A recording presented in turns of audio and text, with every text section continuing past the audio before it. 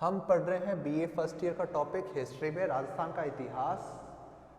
राजस्थान का इतिहास हम पढ़ेंगे आज बीए फर्स्ट ईयर क्लास में, जिसमें हमारा टॉपिक चल रहा था मत्स्य। कौन सा चल रहा था? मत्स्य। ठीक है, मत्स्य एक जनपद था। हम इसका अध्ययन काफी कुछ कर चुके थे कि आखिरकार ये मत्स्य जनपद का उदय कहाँ पे होता है, कब होता है, ये हम इससे पिछली क्लास में पढ़ चुके हैं। तो आज की जो हमारी हम अभी की क्लास है उसके अंदर हम पढ़ेंगे मत्स्य जनपद में हमने अध्ययन कर लिया था कि आखिरकार महाभारत समय में जो उत्तर श्वेत शंख जो कि मत्स्य जनपद के राजकुमार थे, उन्होंने बढ़ चढ़कर हिस्सा लिया। पांडवों के साथ उन्होंने सहयोग किया और सहयोग करके उन्होंने कौरवों के साथ में युद्ध किया था, परंतु उत्तर शंख और श्वेत की मृत्यु हो जाती है। वह युद्ध में मारे जाते हैं। उनमें युद्ध में मृत्यु होने के कारण एक तरह से कहें तो बहुत बड़ा दुर्घटना होती है एक तरह से, क्योंकि सारे के सारे राजकुमार मर गए। तो विराट के राजा ने भी उस समय काफी ज्यादा सहयोग दिया था, अपने पुत्रों का बलिदान दिया था उन्होंने पांडवों के लिए। तो पांडवों के लिए एक तरह से क्या कहते हैं, वैवाहिक संबंध था इनके साथ में, क्योंकि उत्तरा जो कि विराट राजा की पुत्री थी, वहां की राजकुमारी थी, मत्स्य जनपद की राजकुमारी थी। तो उनके गर्भ से उत्पन्न होते हैं परीक्षित। उनके गर्भ से कौन उत्पन्न होते हैं? परीक्षित। तो मैं आपको आज परीक्षित के बारे में बताता हूं कुछ कि आखिरकार राजा परीक्षित कौन थे। तो आपने स्टोरी काफी कुछ आजकल तो यानी काफी ज्यादा टेलीविजन पे भी आ रही हैं, तो जिसमें बात की गई कि जब युद्ध समाप्त हो गया तो जो अश्वत्थामा है उन्होंने ब्रह्मास्त्र का आवाहन किया था। ब्रह्मास्त्र का आवाहन करके उन्होंने उत्तरा के गर्भ में पल रहे शिशु पर प्रहार करवा दिया था उसका। तो उससे क्या, वो गर्भ का शिशु मर गया था। ठीक है, परंतु श्री कृष्ण ने क्या किया, अश्वत्थामा के सर पे यहाँ पर उसके एक मणि लगी हुई थी, उस मणि को निकलवा लिया और उसको अनंत काल तक इसी प्रकार से दर दर भटकने के लिए, कोढ़ से पीड़ते रहने के लिए, अशांत रहने का श्राप उन्हें दिया था और उस मणि को उसके गर्भ में स्थापित कर दिया। तो इससे क्या है, उत्तरा के गर्भ में जब वो मणि स्थापित हुई तो वो जो शिशु है पुनः जीवित हो गया, उस शिशु में प्राण आ गए। अब जब उस शिशु में प्राण आ गए तो अब जो शिशु जन्म लेता है उसका नाम है परीक्षित।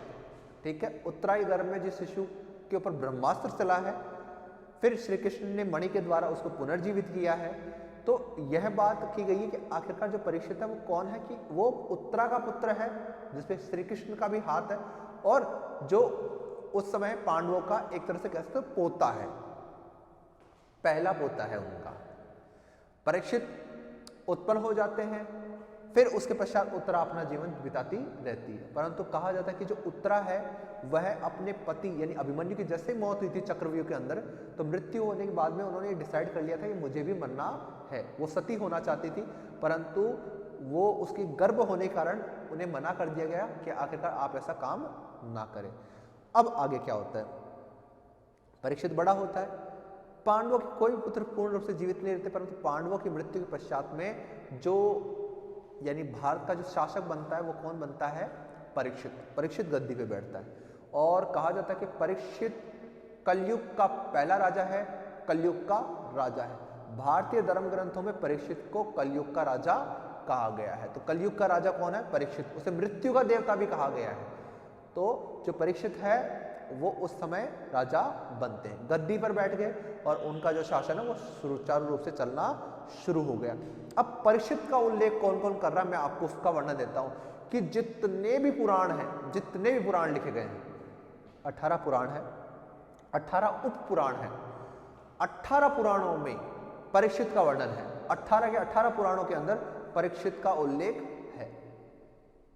कहां से मिलता है, क्यों मिलता है? कि पुराण लिखे गए 5 विषयों से। पुराणों की रचना 5 बिंदुओं के आधार पर हुई थी। 5 बिंदु कौन से? सर्ग, प्रतिसर्ग, मन, मनवंतर, वंश, वंशानुचरित। सर्ग यानी सृष्टि की रचना, प्रतिसर्ग मतलब सृष्टि में प्रलय आई और पुनः रचना हुई, मनवंतर यानी मनु हुए, उसके पश्चात और मनु हुए, फिर वंश जो भी वंश हैं सारे के सारे, और वंशानुचरित यानी उन वंशों का वंशानुचरित यानी उनकी गाथा। तो इनमें वंश और वंशानुचरित वाला जो चैप्टर है उन विषयों में हमें परीक्षित का उल्लेख मिलता है। जितनी भी वंशावलियां दिखाई दी है, जितनी भी वंशावली यानी भारत के अगर प्रत्येक वंश की अगर हम देखें तो जितनी भी वंशावलियां हमें मिलेंगी उन वंशावलियों में राजा के शासकों में हमें परीक्षित का उल्लेख मिलेगा ही मिलेगा। तो परीक्षित एक तरह से बहुत महत्वपूर्ण व्यक्ति है। महाभारत के कारण इंपॉर्टेंट नहीं है, वो पुराणों के कारण बहुत इंपॉर्टेंट माना जाता है। प्रत्येक पुराण में इसका उल्लेख किया गया है। तो परीक्षित जो है वो एक ऐतिहासिक पुरुष भी माना जाता है और उसे धार्मिक तौर पे भी देखा जाता है। अब परीक्षित हो गए। परीक्षित के बाद में जो है कि काफी समय तक जो मत्स्य जनपद है वो पांडवों के राज्य में सम्मिलित रहा, पांडवों के राज्य में सम्मिलित रहा। और कहा जाता है कि युधिष्ठिर ने अश्वमेध यज्ञ किया था तो मत्स्य जनपद ने उनकी अधीनता स्वीकार की थी। तो इस प्रकार से काफी समय तक मत्स्य जनपद जो है कुरु और इंद्रप्रस्थ राज्य के अंतर्गत रहा और वहां पर उनका शासन चलता रहा। परंतु उसके पश्चात क्या है, उसके पश्चात जैसे हम इंद्रप्रस्थ की बात करें ना कि जो पांडव है वो कहाँ के राजा थे, वो राजा थे इंद्रप्रस्थ के। वहीं पर दूसरे जो कौरव है वो कहाँ के राजा थे, हस्तिनापुर के। तो हस्तिनापुर वर्तमान उत्तर प्रदेश में है, वहां पे उत्खनन हो चुका है तो हस्तिनापुर उत्तर प्रदेश में माना जाता है। और जो इंद्रप्रस्थ है वो वर्तमान में जो दिल्ली का पुराना किला है वहां पर उस स्थल को इंद्रप्रस्थ माना जाता है। भारतीय पुरातत्वविद ये मानते हैं कि इंद्रप्रस्थ जो दिल्ली का पुराना किला है वही स्थल इंद्रप्रस्थ था, वहां पे खुदाई हो चुकी है और साक्ष्य भी प्राप्त हो चुके हैं। तो इस प्रकार ये पड़ोसी राज्य थे तो पड़ोसी राज्यों की अधीनता इसने स्वीकार करके रखी थी। अब हम इसके आगे की बात करते हैं कि आखिरकार ये तो हो गया हमारा ऐतिहासिक बना। इसके बाद में मत्स्य जनपद से महाभारत के बाद में कब मिलता, महाकाव्य हो गए, फिर मिलता है मौर्यों के समय, मौर्य काल में। तो मौर्य काल में यहां पर मिलता है अशोक के समय का उल्लेख मिलता है, अशोक के समय का उल्लेख मिलता है। तो मत्स्य जनपद जो है उसकी राजधानी थी विराटनगर। जो विराटनगर है वो एक क्या व्यापारिक केंद्र था। तो प्राचीन काल से लेकर मध्यकाल तक विराटनगर जो है वो एक व्यापारिक मार्ग पर स्थित एक नगर था, व्यापारिक मार्ग पर स्थित एक नगर था विराटनगर। तो अशोक के समय ही वहां पर क्या है काफी कुछ शुरू हो जाता है। अशोक के समय से ही वहां पर हमें एक तरह से व्यवस्थाएं दिखना प्रारंभ हो जाती है। मैं आगे बात करता हूं इसके आगे की कि कैसे होता है। तो जो अशोक है उसने वहां पर अपने स्तंभ लिखवाए, स्तंभ मिलने हमें 100 से अधिक स्तंभ मिले विराट से। फिर हम दूसरी बात करते हैं कि मत्स्य जनपद की राजधानी विराटनगर, वहां पर बौद्ध भिक्षुओं के चैत्य थे और बौद्ध भिक्षुओं के वहां पर क्या है विहार थे। तो हमें वहां पर अशोककालीन जो है चैत्य और विहार प्राप्त हुए हैं। तो वो ये बताते हैं कि आखिरकार अशोक के राज्य में मत्स्य जनपद सम्मिलित था। दूसरी बात यहां पे हमें अशोक का भ्राबू शिलालेख मिला है, अशोक का भ्राबू शिलालेख प्राप्त हुआ है। अशोक का भ्राबू शिलालेख, ठीक है। अशोक का जो भ्राबू शिलालेख है वो क्या है, एक लघु शिलालेख है, लघु शिलालेख है जिसमें 2 लेख अंकित है, यानी 2 लेख लिखे हुए हैं, 2 यानी कह सकते हैं 2 पैराग्राफ उसके अंदर लिखे हुए हैं, दोनों अलग अलग पैराग्राफ, 2 पैराग्राफ भ्राबू शिलालेख में लिखे गए हैं। कैप्टन बर्ट को ये मिला था, कैप्टन बर्ट को यह मिला था, कैप्टन बर्ट को भ्राबू शिलालेख प्राप्त हुआ था, यह विराटनगर से प्राप्त हुआ था। यहाँ पर अशोक के समय के चैत्य और विहार मिले, यहाँ पर हमें बुद्ध की मूर्तियां प्राप्त हुई हैं, यहाँ पर हमें पंचमार्क सिक्के मिले। जो पंचमार्क सिक्के हैं ये पंचमार्क सिक्के किसके समय प्रचलित थे, ये पंचमार्क सिक्के अशोक यानी मौर्य काल के समय के माने जाते हैं। तो इस प्रकार यहाँ पर काफी समय तक क्या है मत्स्य जनपद जो है तो किसके अधिकार में रहा, वो अधिकार में रहा मगध राज्य के अंतर्गत, मगध राज्य के अंतर्गत वो रहा। अब हम बात करते हैं इसके आगे की, मगध के अधीन रह गया, लघु शिलालेख मिल गया, ब्राह्मी लिपि में अंकित है। यहाँ पर यह ऐसा शिलालेख है, भ्राबू जो नाम है वो दूसरा है और बैराट अलग है। भ्राबू और वैराट के बीच में लगभग 30 किलोमीटर का अंतर है, लगभग 30 किलोमीटर का अंतर।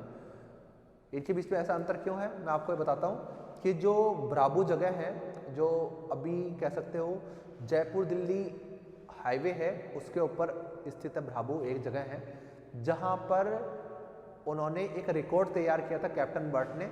लेकर तो ये आए थे विराटनगर से, परंतु भ्राबू नामक स्थल पर इसका रिकॉर्ड तैयार हुआ। रिकॉर्ड तैयार होने के कारण, जिस स्थल पर इसका रिकॉर्ड तैयार हुआ, इसी कारण इसे भ्राबू शिलालेख बोलते हैं। जैसे कि कहीं और से कोई चीज़ मिली, परंतु इसका उल्लेख मुख्यतः यहाँ पर मिलता है। अब हम इसके आगे भी बात करते हैं कि आखिरकार भ्राबू शिलालेख हो गया, चैत्य विहार मिल गए, यहाँ पर हमें उल्लेख मिलता है। तो यह मगध राज्य का एक भाग था। तो अशोक के समय यह क्या है, मगध राज्य का एक भाग था। तो यहाँ पर मौर्यकालीन हमें अवशेष प्राप्त हो जाए। अब हम बात करते हैं इससे पूर्व क्या था, यानी हम तो बहुत आगे चले गए, परंतु इन दोनों कालों के बीच में इसकी स्थिति कैसी है, बीच में, यानी महाकाव्य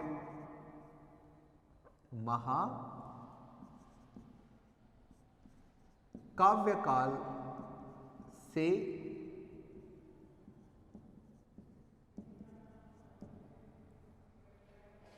महाकाव्य काल के बाद और मौर्य काल से पूर्व। अब आगे जो गैप टाइम है, यानी 6ठी शताब्दी ईसा पूर्व और यह है हमारा 3री शताब्दी ईसा पूर्व। ठीक है, मुख्यतः ये 3री शताब्दी ईसा पूर्व की बात कर रहे हैं। अशोक तो 3री शताब्दी ईसा पूर्व का राजा है, यह है 6ठी शताब्दी ईसा पूर्व। आखिरकार जो बीच का जो 300 सालों का समय है, यानी ये जो 300 साल हैं बीच के, इसमें मगध इतना बड़ा राजा तो था नहीं। तो आखिरकार मत्स्य कैसा शासन था, तो उस मत्स्य जनपद का उल्लेख मिलता है, महात्मा बुद्ध भी करते हैं, महात्मा बुद्ध भी इसका उल्लेख करते हैं। बोलते हैं कि महात्मा बुद्ध के जो अनुयायी थे उनमें मत्स्य जनपद का राजा भी था। महावीर स्वामी भी इसका वर्णन करते हैं, मत्स्य जनपद का वर्णन करते हैं। तो जैन साहित्य और बौद्ध साहित्य इनका वर्णन करते हैं मत्स्य जनपद का, और बताते हैं कि यहाँ के राजा धर्मभीरु थे, यानी धर्म को वो मानते थे। महात्मा बुद्ध के समकालीन था मत्स्य जनपद का राजा। तो उस समय जो मत्स्य जनपद है वो एक गणराज्य नहीं था, वह एक राजतंत्रात्मक राज्य था। राजतंत्रात्मक राज्य था। ठीक है, मत्स्य जनपद में क्या है, राजतंत्रात्मक व्यवस्था थी, राजतंत्र विकसित था। अब मत्स्य जनपद राजतंत्रात्मक था, मत्स्य जनपद महात्मा बुद्ध के समकालीन भी था, एक स्वतंत्र जनपद था। परंतु उसके बाद में क्या हुआ है, मत्स्य जनपद का उसके बाद में क्या हुआ है, तो जब राजतंत्रात्मक राज्य रह गया, महात्मा बुद्ध के समय तक रहा, तो लगभग 5वीं शताब्दी तक यह एक राजतंत्रात्मक स्वतंत्र राज्य रहा। परंतु इस पे आक्रमण या भय कब से हुआ, इसका आक्रमण और भय जो मुख्य था वो चेदी का राज्य। इसको भय किसका था, चेदी राज्य का भय था। इसको पुरु, कुरु, यदु इन राज्यों से भय नहीं था, उसे भय था चेदी राज्य से। चेदी इसका पड़ोसी राज्य था, चेदी राज्य से इसे बहुत भय था। तो 300 साल का जो टाइम है उसमें अपने आप को स्वतंत्र रखने के लिए उसने क्या है कि चेदी राज्य से काफी ज्यादा संघर्ष किया था, चेदी राज्य से काफी ज्यादा संघर्ष किया था। चेदी राज्य के कारण इसका काफी ज्यादा भय रहा। दूसरा जो है सिकंदर का आक्रमण हुआ। जब सिकंदर का आक्रमण हुआ तो क्या है, जो शिवी, मालव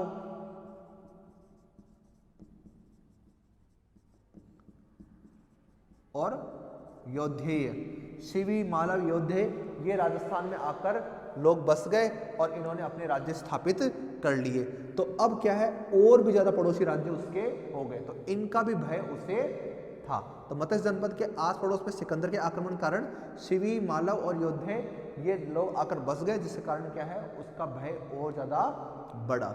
चेदी राज्य इसका पड़ोसी शक्तिशाली राज्य था, इसने भी काफी ज्यादा परेशान किया था। तो आस पड़ोस के राजाओं के कारण उसे काफी समय तक संघर्ष करना पड़ा।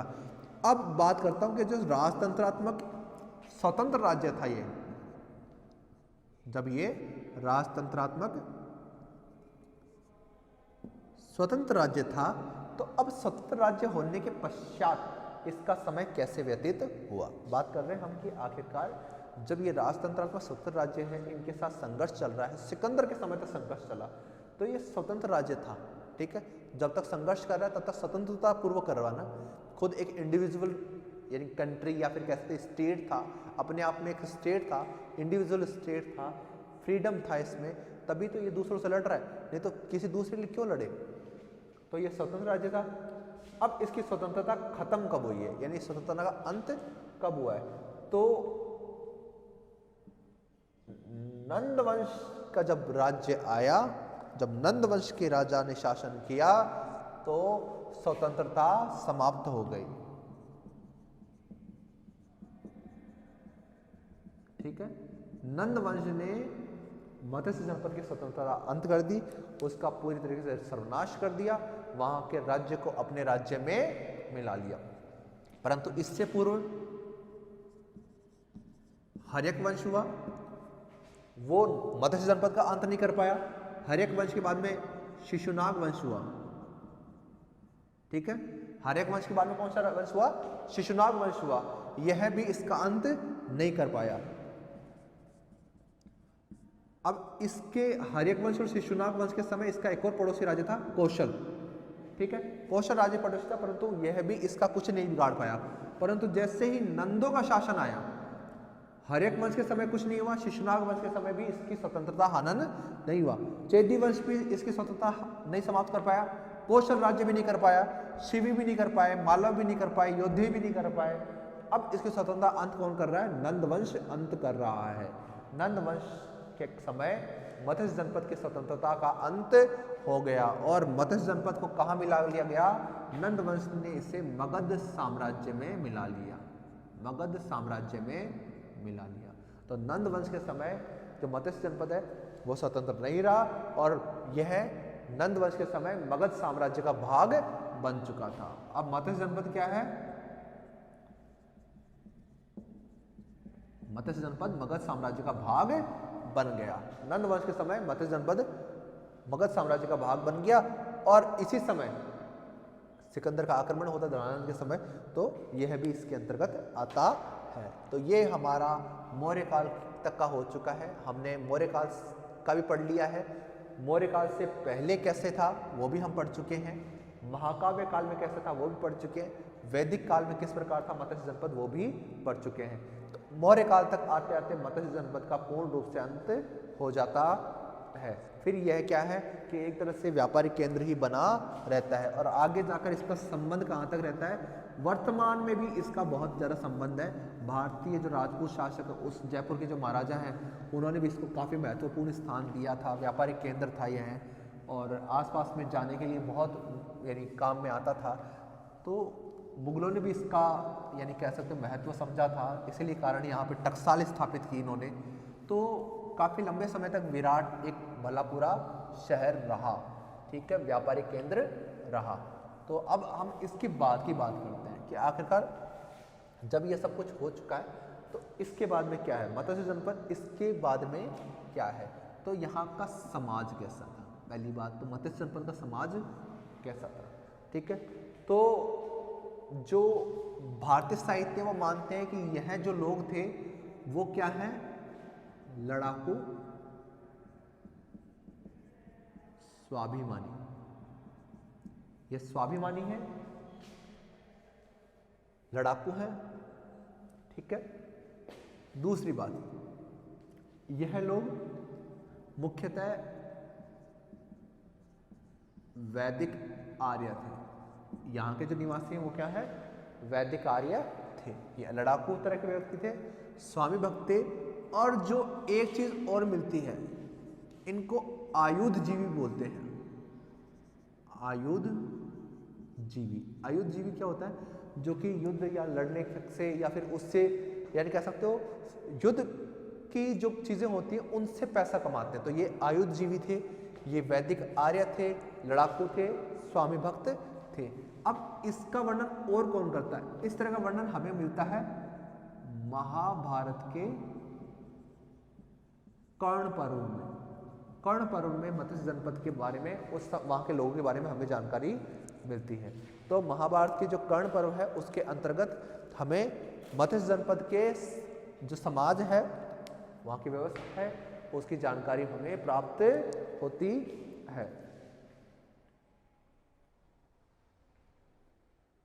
ये लोग साहसी थे, ठीक है, ये लोग क्या है, साहसी हैं। तो यहाँ के लोगों का वर्णन हो गया। आर्य थे, आयुजीवी थे, लड़ाकू थे, स्वाभिमानी थे, वैदिकार्य थे और साहसी थे। अब यहाँ पे स्त्रियों की स्थिति कैसी है? स्त्रियां यहाँ की स्वतंत्र थी। इनको जैसे कि हमें मिलता है कि उत्तरा को जो संगीत की शिक्षा भी दी गई थी, तो उत्तरा को युद्ध शिक्षा भी सिखाई गई है, ठीक है। तो वहाँ पे एक तरह से क्या कह सकते हो कि विभिन्न प्रकार की कलाएं प्रचलित थी, कलाओं का स्थान था, प्लस स्त्रियों को स्वतंत्रता थी, वो अपनी इच्छा अनुसार विवाह कर सकती थी, वो उन्हें पढ़ने लिखने की स्वतंत्रता थी, उन्हें अपने वर चुनने की स्वतंत्रता थी।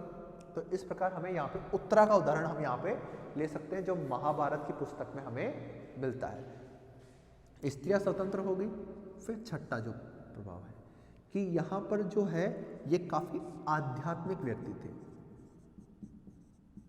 जो मत्स्य जनपद है वहाँ के जो लोग हैं वो काफी ज्यादा आध्यात्म को फॉलो करते थे, यानी वो देवी देवताओं में ज्यादा विश्वास रखते थे। तो आध्यात्म की ओर उनका ज्यादा झुकाव था। तो आध्यात्म की ओर यह ज्यादा झुके हुए, तो इस बात का साक्ष्य भी हमें यहाँ से मिलता है। तो आध्यात्म की ओर इनका झुकाव है। यह आध्यात्मिक व्यक्ति थे, स्त्रियों स्वतंत्र थी, साहसी थी, ये आयुजीवी है, वैदिकार्य थे और लड़ाकू व स्वाभिमानी व्यक्ति ये थे। तो इस तरीके से हमारा समाज का जो वर्णन है वो लगभग हो चुका है, परंतु अब मैं इनमें कुछ और चीज़ बताता हूँ जो हमें इसमें देखने को मिलती है। ये जो वर्णन किया गया वो महाभारत के आधार पर किया गया, मुख्यतः जो समाज का वर्णन है वो महाभारत के आधार पर किया गया है। अब ये मनोरंजन के लिए क्या करते हैं? खाना पीना, शाकाहार मांसाहार दोनों करते थे। अब ये मनोरंजन के लिए क्या कर रहे हैं? मनोरंजन के लिए ये क्या है कि यह शिकार करने जाते थे, घुड़सवारी करवाते थे, रथ दौड़ करवाते थे, घुड़दौड़ करवाते थे और मुख्यतः यह पास्य खेल होता है ना, चौपड़ जिसे बोलते हैं, पास्य खेल खेलते थे, शतरंज खेलते थे यह लोग और मल्ल युद्ध करवाते थे। तो इस प्रकार से यह मनोरंजन करते थे। संगीत समारोह भी इस समय आयोजित किए जाते थे, तो बड़े बड़े समारोह का आयोजन भी इस समय किया जाता था। तो मनोरंजन के लिए संगीत समारोह आयोजित किए जा रहे हैं, रथ दौड़, घुड़दौड़ इत्यादि कराई जा रही हैं, पशुओं की लड़ाइयाँ करवाई जाती थी, मल्ल युद्ध करवाए जाते थे, शतरंज या पास्य का खेल खेला जाता था। तो इस प्रकार विभिन्न प्रकार के खेल खेले जाते थे, समारोह आयोजित होते थे। शिकार पर इनको जाना पसंद था। ये शाकाहारी मांसाहारी भोजन करते थे। दोनों ही लोग मुख्यतः हर प्रकार के सूती और रेशमी वस्त्र पहनते थे, मुख्यतः आभूषण पहना करते थे, स्त्री पुरुष दोनों के दोनों। तो आभूषण का भी उल्लेख हमें यहाँ पर मिलता है। अब हम इसके आगे की बात करते हैं कि आखिरकार ये तो हो गया हमारे समाज के साथ। अब हम बात करते हैं यहाँ पे शासन व्यवस्था के बारे में, ठीक है, कि यहाँ का जो शासन है वो किस प्रकार का, ठीक है, समाज हो गया। अब हम करते हैं शासन की बात कि यहाँ का शासन कैसा था। तो मैं शासन के बारे में आपको बताता हूँ कि यहाँ पे जो व्यवस्था है वो राजतंत्रात्मक है।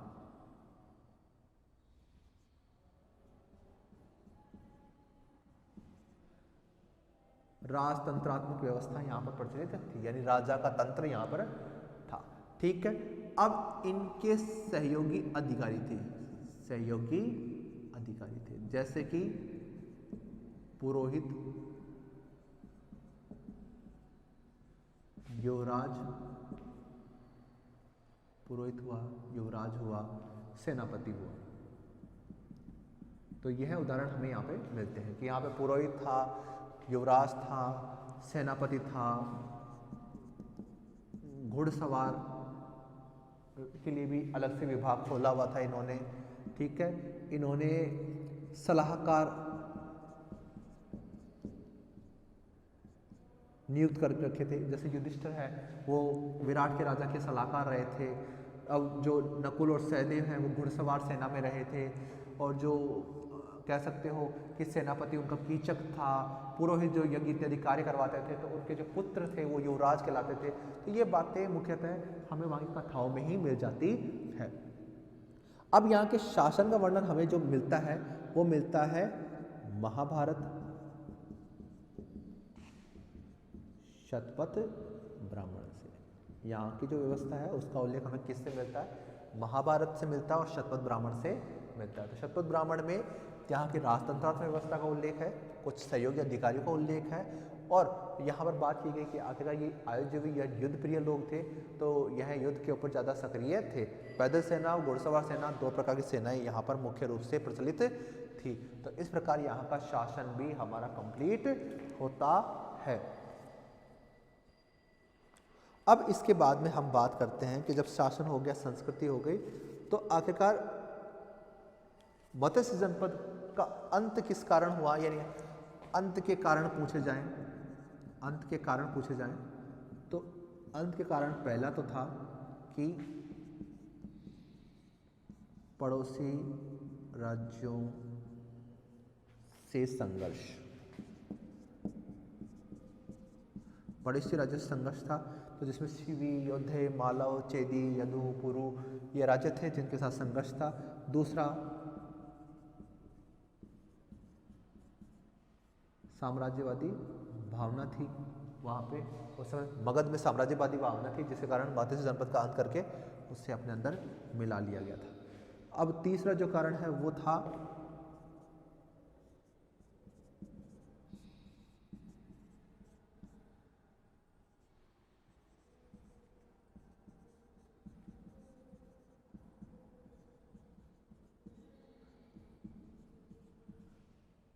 मत्स्य जनपद की जो सैनिक शक्ति है वो क्षीण थी, यानी छोटी थी, कम थी उसकी सैनिक शक्ति, उसके पास सेना इतनी बढ़िया नहीं थी। तो मत्स्य जनपद के पास में सेना ज़्यादा अच्छी नहीं थी, तो आखिरकार बिना कम योग्य सैनिकों के कारण विजय प्राप्त हो नहीं सकती। फिर दूसरी बात थी कि साम्राज्यवादी भावना। साम्राज्यवादी भावना इस प्रकार से थी कि एक राज्य अपने राज्य से संतुष्ट नहीं था, वह दूसरों राज्यों पर भी विजय प्राप्त करके अपने साम्राज्य को बढ़ाना चाहते थे। तो इसलिए क्या है, वो साम्राज्यवादी भावना के कारण यह युद्ध होता रहा।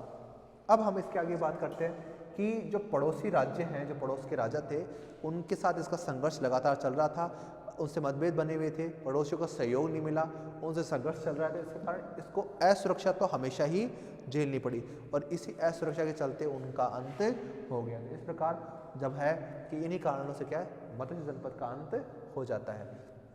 उनको विभिन्न प्रकार की कठिनाइयों का सामना करना पड़ा, और बाकी बेसिकली जितना जो इनका क्षेत्र है वहाँ पे खेती मुख्य रूप से नहीं की जाती, व्यापारिक क्षेत्रों में व्यापार के तौर पे ये केंद्र विकसित था, ज़्यादा धन इन्हें प्राप्त होता नहीं था, तो आर्थिक स्थिति भी इनकी कमज़ोर थी।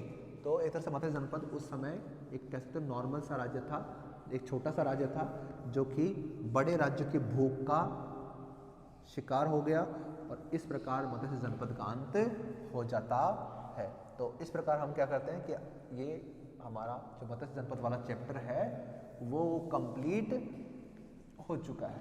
मत्स्य जनपद हमारा कंप्लीट हो चुका है। अब हम बात करते हैं आखिरकार अगले वाले टॉपिक की, कि आखिरकार अगला टॉपिक क्या है। अगला जो टॉपिक है हमारा वो है शिवी। कौन सा है?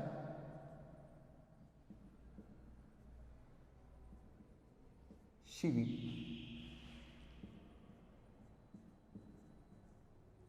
शिवी जनपद, ठीक है। शिवी जनपद राजस्थान का एक प्रमुख जनपद है, जो कि मुख्य तौर पे दक्षिणी राजस्थान में यह स्थित था। दक्षिण राजस्थान में इसका केंद्र है, और इसकी जो राजधानी है मध्यमिका या मध्यमिका जैसे हम कहते हैं, वर्तमान में चित्तौड़ का नगरी जो स्थल है वो इसकी राजधानी थी।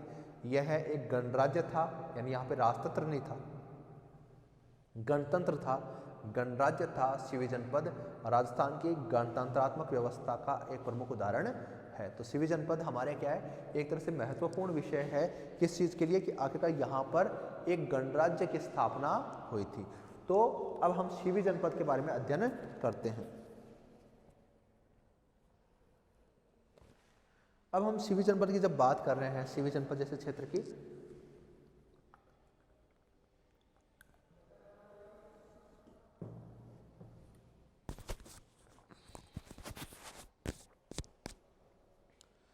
आखिरकार शिवी जनपद, तो शिवी जनपद के बारे में हम बात कर रहे हैं। तो शिवी जनपद कब था, कब वो हमारे सामने सम्मुख आता है, और किस समय तक यह रहा, तो इसकी चीज़ें हम बात करते हैं, इन टॉपिकों पे बात करते हैं। तो पहली बात सीवी जनपद, सीवी जनपद जो है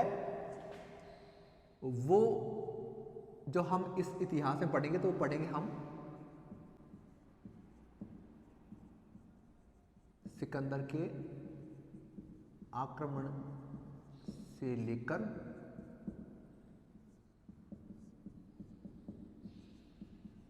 शुंग काल तक, मुख्यतः हम यही चैप्टर हम पढ़ेंगे। परंतु इसके बाद में ये हम कह सकते हो राजपूतों की उत्पत्ति तक चलता रहा। ये राजपूतों की उत्पत्ति तक यह हमारा चलता रहा। जो सीवी जनपद है वो राजपूतों की उत्पत्ति तक हमारा रेगुलरली दिखाई देता है। अब हम बात करते हैं कि अगर राजपूतों की उत्पत्ति तक यह हमें दिखाई दे रहा है, राजपूतों की उत्पत्ति तक यह रेगुलरली चल रहा है, यह इसका समय हमने बता दिया है कि हम इस समय का मुख्यतः अध्ययन करेंगे।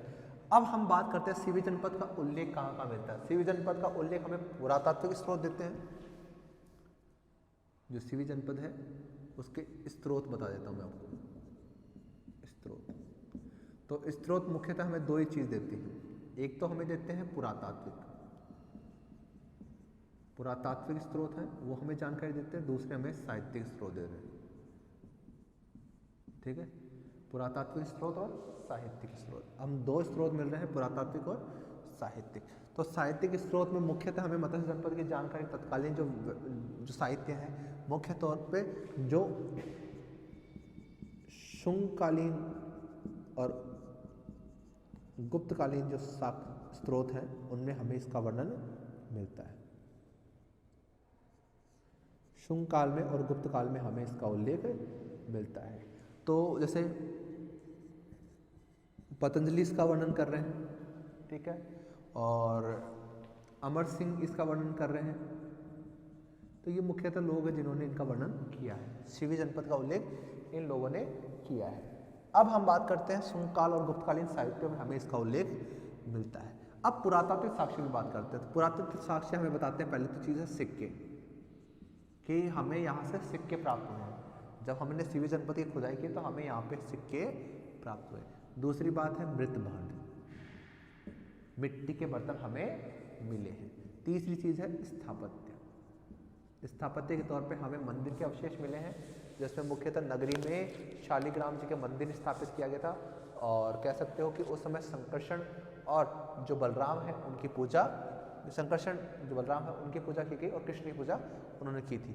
तो इस प्रकार कह सकते हो कृष्ण और बलराम की पूजा के हमें साक्ष्य यहाँ से मिलते हैं। मंदिर के साक्ष्य हमें यहाँ से मिल रहे हैं। और हमें कुछ जो पुरातात्विक स्थल जब खुदाई की हमने यहाँ पे, तो एक बाउंड्री वॉल मिली है हमें यहाँ पे, एक बावड़ी मिली है जो लगभग इसी समय की है।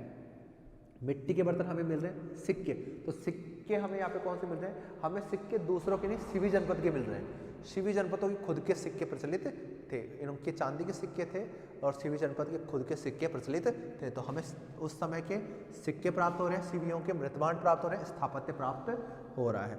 फिर साहित्यिक वर्णन हमें मिल रहा है, जिसमें शुंगकालीन है, गुप्तकालीन साहित्य है और मुख्यतः पतंजलि, अमर सिंह है जिन्होंने इस चीज़ का वर्णन किया है। अब पतंजलि, अमर सिंह इनका वर्णन कर रहे हैं, साथ में पुराणों में भी इसका वर्णन है, पुराणों में भी इसका वर्णन किया गया है।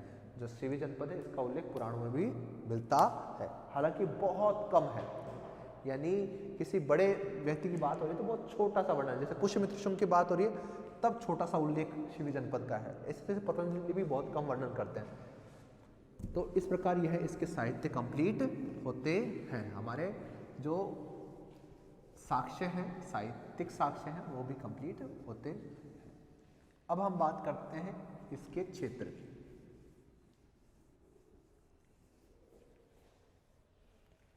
आखिरकार सीवी जनपद कब से कहाँ तक, कैसे तक विस्तृत था, इसकी चर्चा हम यहाँ पर करेंगे। तो इसका क्षेत्र पढ़ेंगे हम पहले।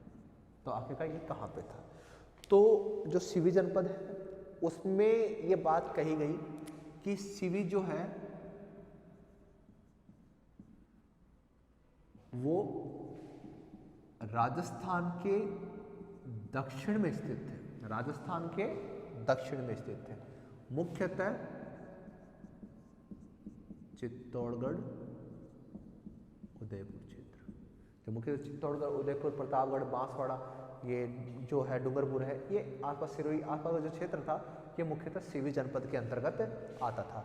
उस समय ये सीवी जनपद के अंतर्गत आता था। ठीक है, मुख्यतः चित्तौड़गढ़ में और उदयपुर में इसके स्थान मिले, बाकी प्रतापगढ़, बांसवाड़ा, डूंगरपुर भी इसके अंतर्गत आता था।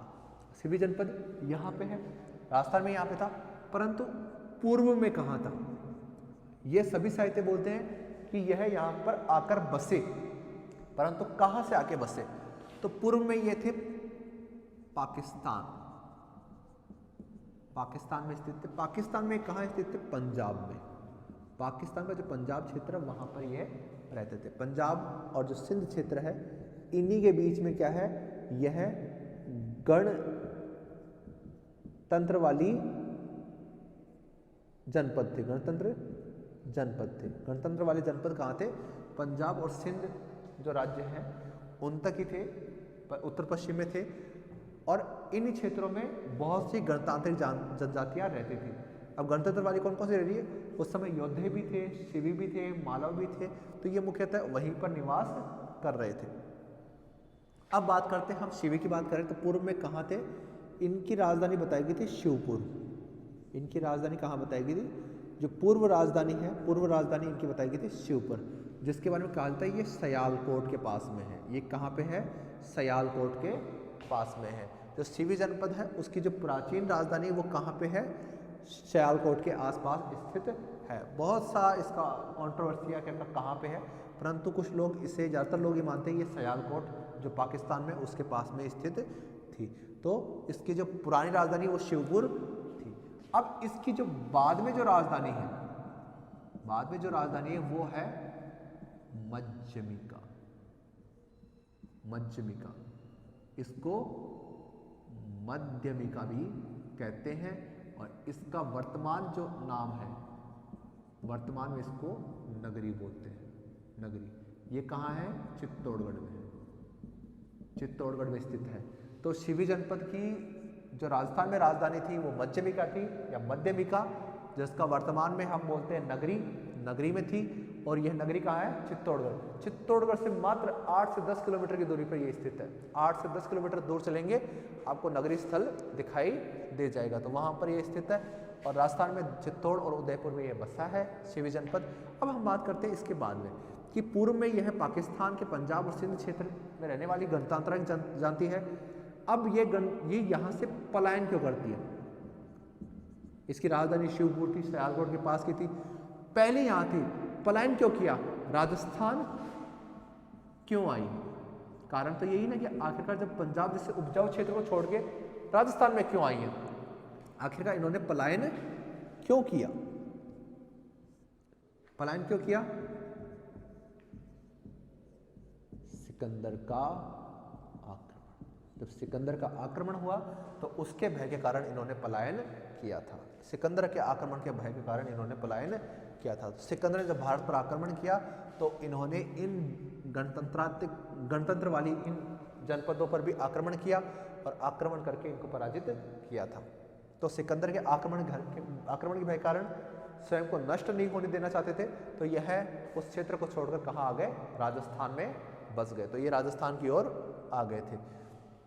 अब सिकंदर के आक्रमण के कारण वो मध्यमिका या मध्यमिका आ चुके हैं।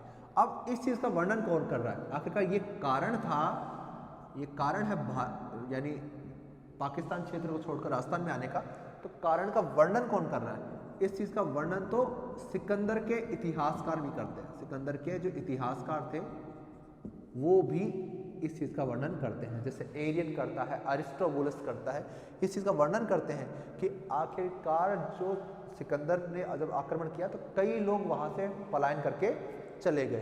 तो एरियन तो इनका वर्णन भी करता है। एरियन कहता है कि जो सिकंदर है यह इस पर आक्रमण करता है, परंतु इनके बीच में संधि हो जाती है, ये सिकंदर की अधीनता स्वीकार कर लेते हैं, अधीनता स्वीकार करके ये वहाँ से पलायन कर जाते हैं और इस प्रकार वहाँ पर सिकंदर की विजय हो जाती है। सिकंदर भी इन पर आक्रमण इसलिए नहीं कर रहा क्योंकि सिकंदर मानता था कि यह भी यूनानी है। सीवी जनपद के लोगों को मानते थे कि ये यूनानी है, सीवी जनपद के लोगों को माना जाता है ये यूनानी है, इस कारण हमारे भाई हैं, हमें इनका अंत नहीं करना चाहिए, तो इस कारण से वह राजस्थान की ओर चलकर आ गए। इसी कारण वो क्या राजस्थान चलकर आए थे। तो यह उनका क्षेत्र हो गया कि यह मुख्यतः पहले क्या थे, शिवी जनपद राजस्थान के दक्षिण में, चित्तौड़गढ़ उदयपुर में है। ये पाकिस्तान के रहने वाले थे, जो कि बाद में सिकंदर के आक्रमण के समय भागकर कहाँ आ गए, राजस्थान में आ गए। ठीक है, इनकी पूर्व राजधानी जो है शिवपुर है। पूर्व राजधानी क्या है, शिवपुर, जो सियालकोट के पास में है। वहीं पर जो उनके राजस्थान की राजधानी वो मध्यविका या मध्यविका थी, जो कि नगरी चित्तौड़गढ़ में स्थित है। तो इस प्रकार हमने इसका क्षेत्र पढ़ लिया है। सीवी जनपद का क्षेत्र हमारा कंप्लीट हो चुका है। अब सीवी जनपद का जब कंप्लीट हो गया क्षेत्र तो हम आगे क्या पढ़ेंगे, अब इसका शासन पढ़ेंगे।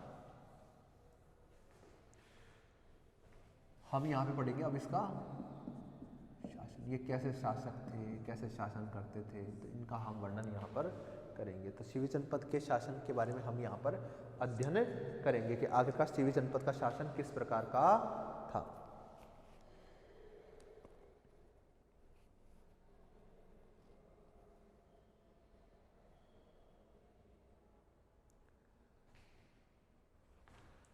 अब हम बात करें इसके शासन की, तो इसके शासन का उल्लेख मिलता है वेदों में।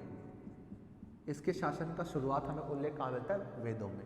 वेदों में किस में मिलता है, ऋग्वेद से मिलता है। ऋग्वेद से हमें इसका उल्लेख मिलना शुरू हो जाता है और बोलते हैं कि इसकी राजधानी क्या थी, शिवपुर थी। इसकी राजधानी शिवपुर थी और यह लोग एक गणतंत्र तक जनजाति थी और ये काफ़ी ज़्यादा बहुत एक तरह से कह सकते हो बहुत आक्रामक लड़ाकू जाति थी, यानी इनको लड़ाकू बताया गया। लड़ाकू बताया गया शिवी जनपद के लोगों को।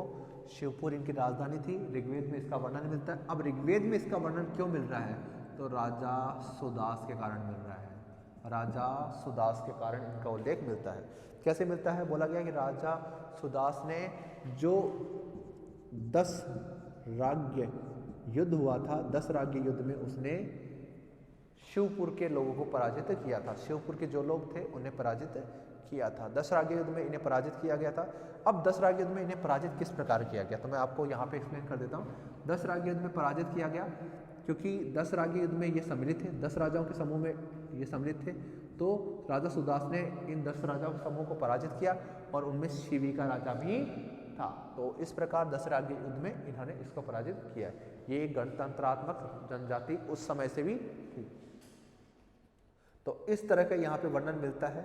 और वैदिक काल में तो ये वर्णन मिलता है कि आखिरकार ये जो लोग हैं यह पंजाब में ही रहने वाले थे, ये पंजाब में ही रहते थे। तो पंजाब में ये रहते थे, इसका वर्णन हमें वेदों में मिलता है। ऋग्वेद में हमें इस बात का वर्णन प्राप्त होता है। अब हम आगे बात करते हैं कि आखिरकार इसके अतिरिक्त और क्या है। ठीक है, तो यहाँ पर राजा सुदास से युद्ध हो गया, फिर इसके पश्चात इसका और उल्लेख कहाँ मिलता है, इसका उल्लेख इसके बाद में मिलता है।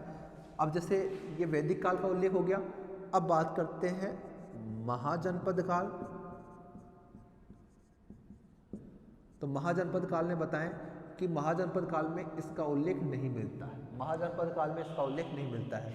जैसे कि भगवती सूत्र है, अंगुत्तर निकाय है, इनके अंदर इसका वर्णन नहीं मिलता। परंतु क्या है, जो महावस्तु पुस्तक है, महावस्तु पुस्तक है और जो विनय पिटक है, इसमें इसका वर्णन मिलता है। ठीक है, महावस्तु और विनय पिटक ये दोनों बौद्ध साहित्य है, बौद्ध धर्म की ये ग्रंथ है। महावस्तु लिखा गया, विनय पिटक तो चलो हम बता दें कि ये तो उपाली ने लिखा है। उपाली ने जब लिखा था तो उपाली तो महात्मा बुद्ध के समय का है। तो आखिरकार महात्मा बुद्ध के समय जो जनपद थे उनमें से शिवी जनपद भी था, परंतु बहुत छोटा नगण्य था, गणराज्य था। तो इसका वर्णन कौन कर रहा है, महावस्तु कर रही है और विनय पिटक करता है। जबकि जो 16 महाजनपद थे, जो 16 महाजनपद थे उसमें इसका उल्लेख नहीं मिलता, परंतु महावस्तु और विनय पिटक में इसका उल्लेख मिलता है। तो इस प्रकार कह सकते हो कि बस छोटा सा कोई जनपद होगा उस समय, तो इसलिए इसका वर्णन 16 महाजनपदों में नहीं मिलता। तो इसका उल्लेख हमें विनय पिटक का कहाँ मिलता है, विनय पिटक का हमें मिलता है महावस्तु और। अब हम आगे बात करते हैं इसके आगे की। कि इनमें उल्लेख होने के बाद में इसका उल्लेख कौन कर रहा है, इसका उल्लेख कौन कर रहा है, इसका उल्लेख बाद में वराहमिहिर करता है। वराहमिहिर उन्होंने भी इसका उल्लेख किया है, वराहमिहिर ने भी इस बात का उल्लेख किया है। ठीक है, तो इस प्रकार हमें इसका उल्लेख प्राप्त होता है, शिवी जनपद का हमें इस प्रकार से उल्लेख प्राप्त होता है। अब हो गया महाजनपद काल तक हो गया। अब महाजनपद काल के बाद में, तो महाजनपद काल के बाद में साम्राज्यवाद शुरू हो जाता है। लोग एक दूसरे को यानी एक दूसरे के राज्य पर अधिकार कर लेते हैं, एक दूसरे के राज्य पर शासन करने लग जाते हैं। तो बाद में जो शिवी राज्य है वो नंदों के अधीन रहा। नंदों के पश्चात यह जो मौर्य है उनके अधीन रहा, परंतु मौर्य के अधीन रहने के पश्चात मौर्य का जैसे पतन हुआ तो शिवी जनपद स्वतंत्र हो गया। शिवी जनपद क्या है, स्वतंत्र हो गया। अब जो शिवी जनपद है वो क्या है कि अब शिवी जनपद स्वतंत्र हो गया, और जो शुंग काल है, जो शुंग काल है उसमें शिवी जनपद का पुनः उल्लेख मिलता है। शुंग काल में शिवी जनपद का पुनः उल्लेख हमें मिलता है। तो शुंग काल में हमें शिवी जनपद का उल्लेख क्यों मिलता है, उससे पहले क्यों नहीं मिलता? उससे पहले इसका कोई महत्वपूर्ण स्थान नहीं था, परंतु शुंग काल में भी हमें किसी कारण से मिलता है। मिलता ऐसे है कि पुष्यमित्र शुंग, पुष्यमित्र शुंग जब अश्वमेध यज्ञ कर रहे थे, तो अश्वमेध यज्ञ के समय जो मध्यमिका है,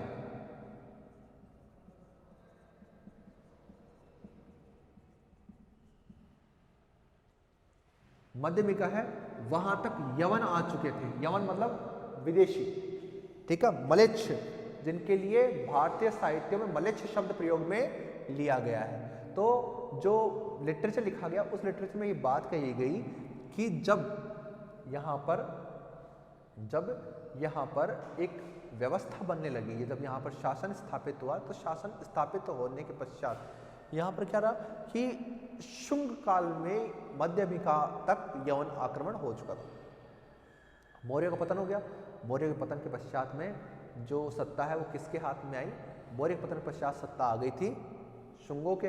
पुष्यमित्र शासन कर रहा था, अश्वमेध यज्ञ कर रहा था। तब उससे यह सुनाई देता है कि पंजाब से होते हुए, सिंध से होते हुए जो यवन सेना है वो मध्यमिका तक पहुंच चुकी है, मध्यमिका तक पहुंच चुकी है। मध्यमिका कौन है?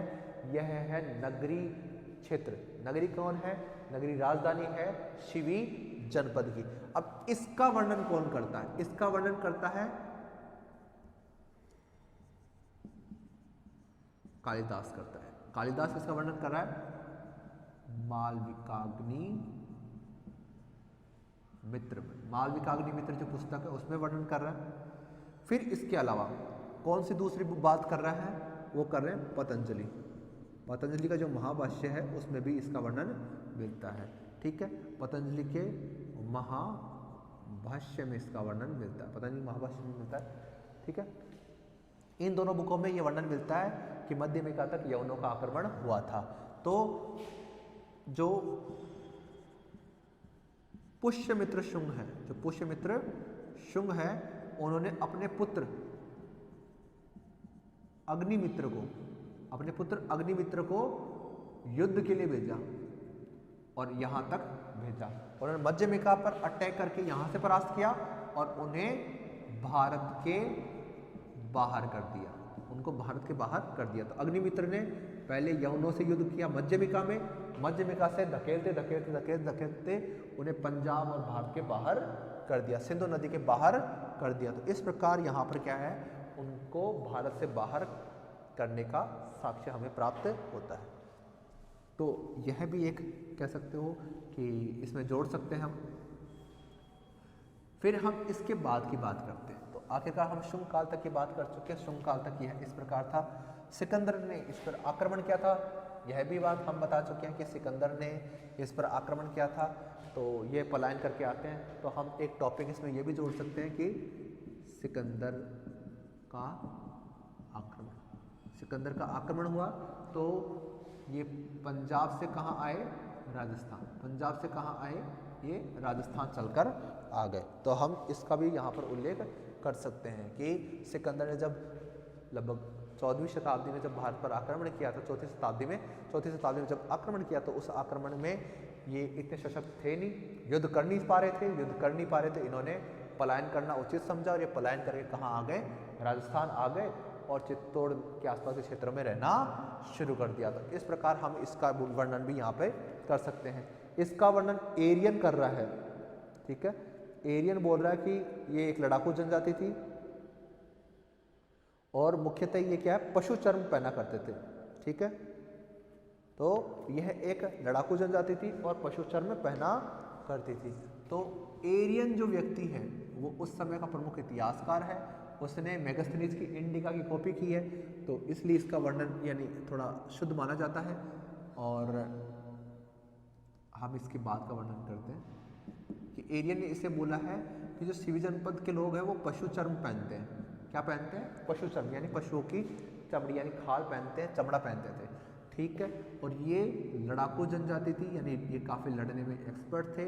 यह एक तरह से यूनानी थे, लड़ाकू बताया गया और इनको बोला ये यूनानी थे, जिस कारण इन पर पूर्ण रूप से विजय प्राप्त नहीं करेगी और सिकंदर के साथ में संधि करके ये पलायन करके कहाँ आ गए, राजस्थान आ गए और सिकंदर ने इनकी हत्याएं नहीं की थी। तो इस प्रकार हमें इसका वर्णन मिलता है। तो ये चीज़ें हो गई।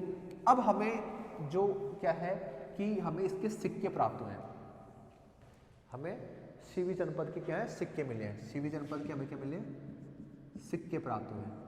तो जो सीवी जनपद के सिक्के हैं उन सिक्कों पर हमें क्या लेख भी प्राप्त हुए हैं। सीवी जनपद के सिक्के हैं उन पे हमें लेख प्राप्त हुए हैं, उन पर लेख लिखा हुआ प्राप्त होता है कि आखिरकार जो ये सिक्के हैं वो सिवियों के ही है। तो ये इस बात से साबित होता है क्योंकि उन पर लेख लिखा हुआ है, उन पर लेख लिखा हुआ है।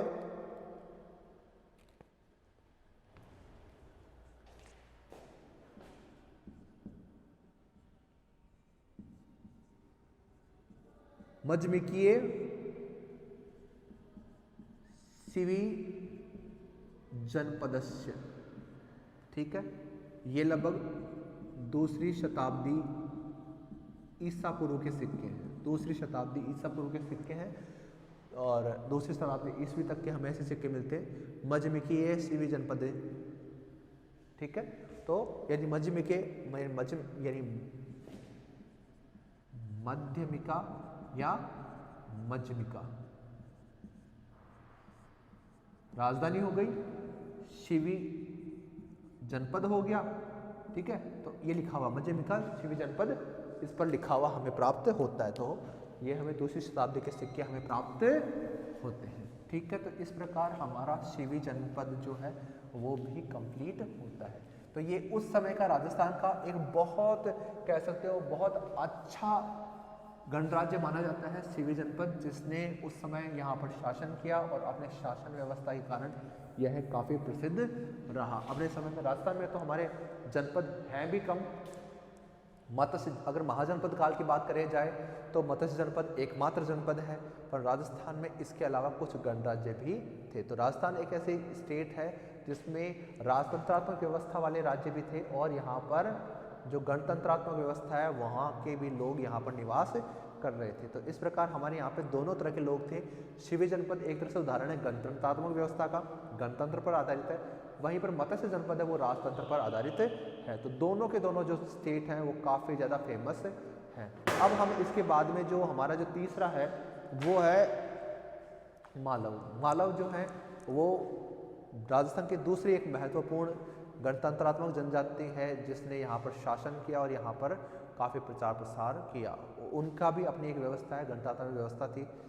अब हम बात करते हैं कि यहाँ पर मैंने शिवी जनपद की शासन व्यवस्था नहीं बताई, परंतु शिवी जनपद के बारे में हमें ज़्यादा कुछ लिखा हुआ नहीं मिलता है, तो हम बस कुछ बातें गैस कर सकते हैं। जैसे कि यहाँ का शासक जो है वो चुनकर नियुक्त किया जाता था, चुनकर नियुक्त किया जाता था। सभी की भागीदारी शासन में थी, सभी लोगों का कुछ ना कुछ भाग यहाँ पर सम्मिलित था। फिर इसके बाद में जो बात की जाती है कि यहाँ के जो शासक हैं वो मुख्यतः एक दूसरे की बातों को रखते थे और एक दूसरे का सहयोग करते थे, सहयोग की भावना थी। एक कह सकते हैं इसमें कि ज़्यादा व्यवस्थित इनका साम्राज्य था नहीं, मुख्यतः कृषि की जाती थी, पशुपालन किया जाता, व्यापारिक केंद्र भी था। लड़ाकू जनजाति है तो इस तरह से युद्ध प्रेमी हैं और ये युद्ध का काम भी किया करती थी। तो इस प्रकार हमें इसके बारे में कुछ मोस्टली बस यही जानकारी हमें प्राप्त होती है, जो भी क्या है कि हमें एक तरह से कह सकते हैं कि जो उस समय का जो उस समय का साहित्य है वो हमें इसके बारे में बताता है कि आखिरकार किस प्रकार की वह जनजाति थी।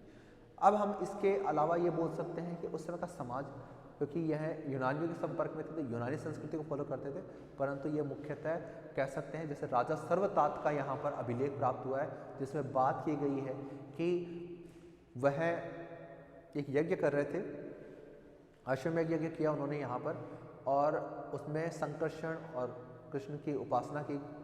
फिर उन्होंने यानी कह सकते हो भागवत संप्रदाय की शुरुआत यहाँ से मानी जाती है, तो यह एक तरह से कह सकते हैं कृष्ण के भक्त भी थे। तो यहाँ पर जो कह सकते हैं हम भागवत संप्रदाय का उदय भी हुआ है यहाँ से। तो यह हिंदू धर्म की तरफ इनका आकर्षण था, हिंदू धर्म को इन्होंने अपनाया है।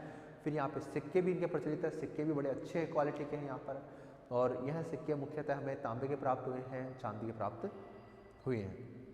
तो जो सिवी जनपद है वो एक प्रकार से ऐसी जनपद की कह सकते हो स्टेबिलिटी है जहाँ पर हमें उस जनपद का पूर्ण ज्ञान हमें प्राप्त होता है। सिवी जनपद एक ऐसा जनपद था उस समय का जिसने राजस्थान में गणतंत्रात्मक व्यवस्था का एक अच्छा उदाहरण प्रस्तुत किया। गणतंत्र के तौर पे उन्होंने ये बताया कि यहाँ पर जब गणतंत्र का शासन होता है तो यह शासन भी सफल हो सकता है। सिकंदर के आक्रमण से लेकर सुंग काल तक इसका अस्तित्व होना, उससे पूर्व भी इसका अस्तित्व होना, ये बताता है कि गणतंत्र काफ़ी कुछ सफल रह सकता है। जबकि उस समय की गणतंत्रात्मक जो गणराज्य हैं वो हमें उपलब्धि नहीं है। जैसे हम वंजीगण की बात करें तो वंजीगण का तो अंत नंदों से पहले ही हो चुका है, नंदों से पहले ही हो चुका है, हर्यक वंश के समय ही अंत हो चुका है। और अब हम उसके बाद की बात करते हैं कि आखिरकार इसके पश्चात कैसे हुआ कि अजातशत्रु ने हर्यक वंश का शासक था, उसने वंज्य संघ का अंत कर दिया, वंज्य संघ को नाश कर दिया और उसको मगध साम्राज्य में मिला लिया। परंतु फिर भी हर्यक वंश बहुत पहले हो चुका है, बहुत पहले हो चुका है। लगभग हम बात करें ये महात्मा बुद्ध की मृत्यु के समय की बात है, महात्मा बुद्ध के मृत्यु के समय की बात है। तो अब हम देखते हैं कि उनकी मृत्यु के बाद में तब से लेकर अब तक जो गणराज्य अगर कोई बचा है तो वो सिवी गणराज्य था। कुछ राजस्थान में ऐसे सिवी हैं, मालव है, योद्धे, ऐसे जो जनपद थे जो गणराज्य व्यवस्था को फॉलो कर रहे थे वो राजस्थान में उपलब्ध थे। और जबकि इसके विपरीत भारत के अन्य देशों के समकक्ष देखा जाए तो वो उपलब्ध नहीं थे।